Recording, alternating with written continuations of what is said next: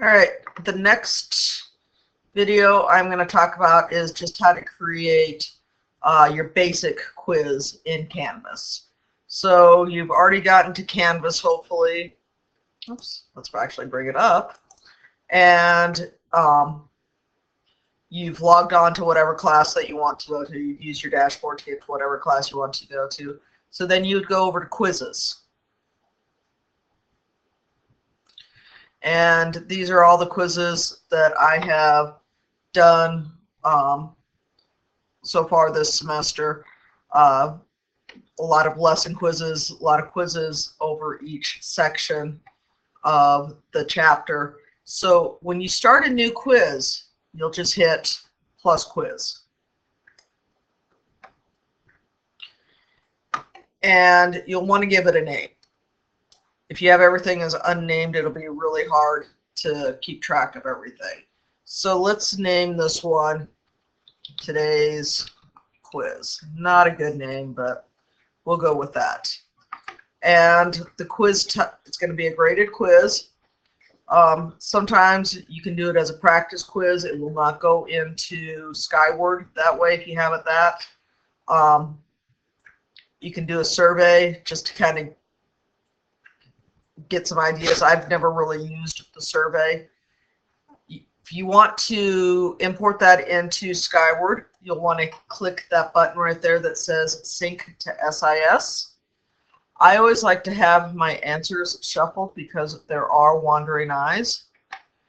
If you are feeling generous and you want to give them a couple extra tries, you can click Allow Multiple Attempts, and you can do the highest, the latest, or the average, and you could also click how many attempts that you want to give them.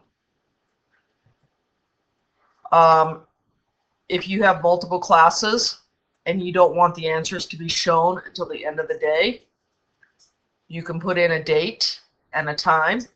I don't typically do that because that gets to be rather tedious. What I have found that works better to keep other classes from opening their quiz early is to require an access code. And what I usually do is just whatever lesson I'm doing, like 4.1, I do 41, and then the period 2. And the kids have yet to break the code. On this one, I'm not going to require one. If you want it typically to be assigned to everybody. If you're going to download it to Skyward, it has to be assigned to everybody, and you have to have a due date. So let's make the date the 24th of January. And then we want to go and add some questions. So you scroll back up to where it says questions. Oops, I'm going to back up. If you wanted to put in some specific directions, you can do that right here. Follow these directions, and you can change the font size. You can make it underline, italics. There are a whole bunch of different things that you can do here. The ones that I use most often are the math equation editor, the image. I've never put any of my videos in here. It would be an interesting thing to try, but I haven't done it. So let's go ahead and go to questions. And as I said, this is just going to be your basic quiz right now. On the next quiz, I'll show you how to download questions from ExamView. So here, you would just hit New Question, and you've got some different choices. You can do multiple choice, A, B, C, D, which I use those a lot. True, false, those are nice. Fill in the blank. I like fill in the blank if there's like just a number answer. The problem is, like, if you do an ordered pair, they will find every weird combination. So I'll try and think of all the weird combinations. So they will probably outdo you. Matching is a nice one to go for. I haven't done a lot with the formula question, but I think it would be pretty useful. The essay question, if they have an open-ended question or they need math type themselves, that's the way to go. The essay question is the only one where they will be able to access the math type. So let's go ahead and we'll do a multiple choice. The weather outside is, and then you would just come down here and type in some choices: sunny,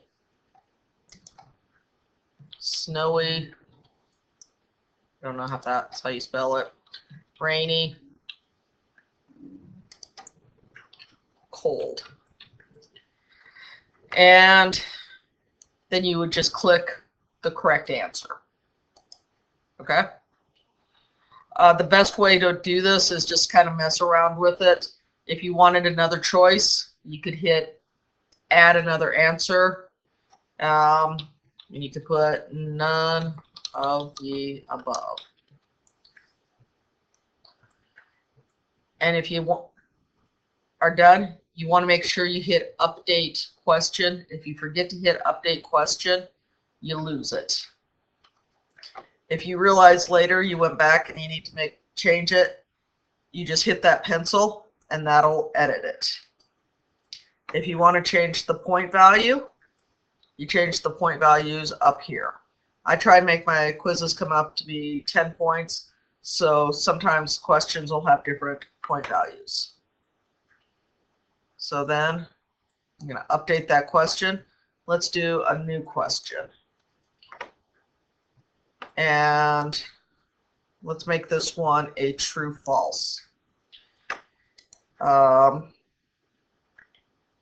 Let's see a good question. 4 plus 4 equals 9. And that could be a true-false. Well, the answer there would be false. So you want to make sure that you click false. Let's make that a 2-point question. Make sure you hit update. Go to new question.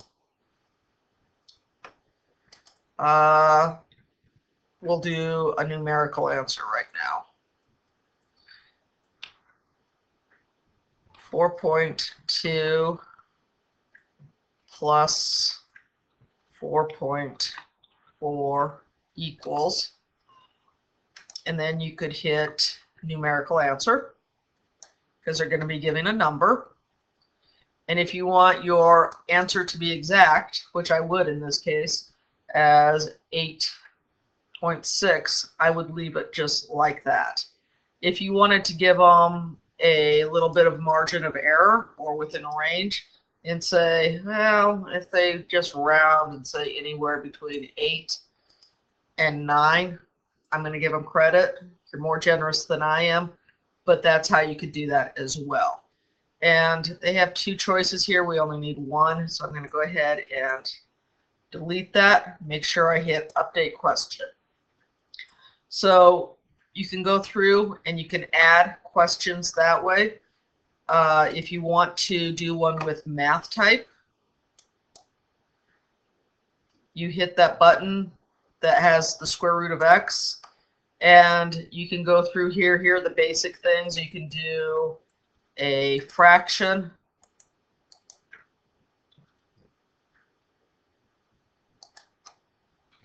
with a square root. You can get different operations things. Again, the best way to move around or figure this out is probably just to mess around with it. I usually stick with the basic ones. So like on that, if I wanted to say what is 1/2 to the -2, you then can insert that equation.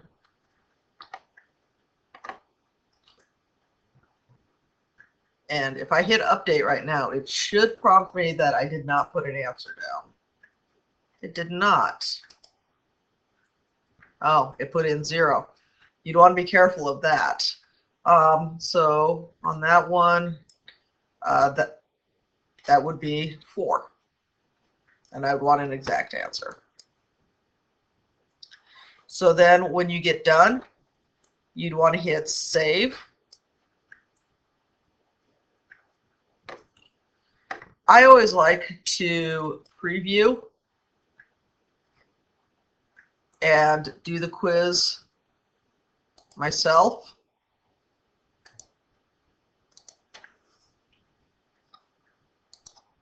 I really don't remember what I did for the first question,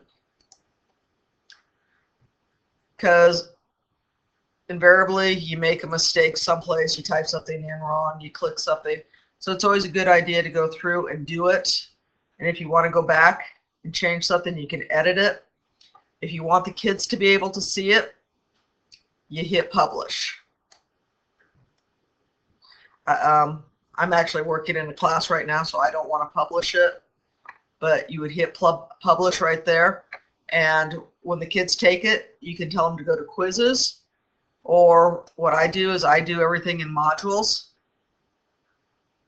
And I'll talk about modules probably a little bit later. But you can type in modules and you can add assignments, quizzes, files, external URLs. That's how I do my videos, and go from there. So that is how you do a basic quiz.